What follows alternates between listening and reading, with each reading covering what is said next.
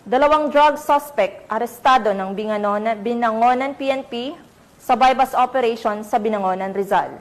130,000 pesos na halaga ng ipinagbabawal na gamot, kumpiskado.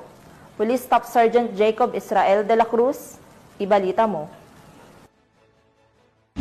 Dalawang sospek ang naaresto sa kinasang bypass operation ng Binangonan Police bandang alas 10:30 ng gabi noong Oktubre 17, taong kasalukuyan sa Barangay Gapos, Binangonan, Rizal.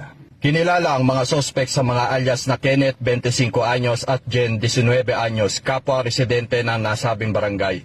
Nahuli sila matapos benta ng shabu ang isang pulis na nagpanggap na buyer.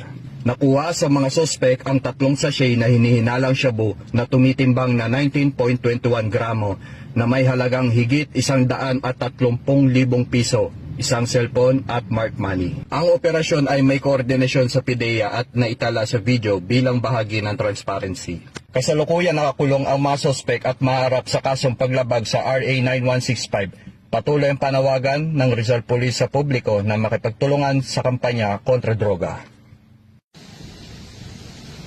Mula dito sa Calabarzon, ako ang inyong Police News Network Correspondent, Police Staff Sergeant Jacob Israel E. de la Cruz, alagad ng batas, taga-taguyod ng Balitang Pulis.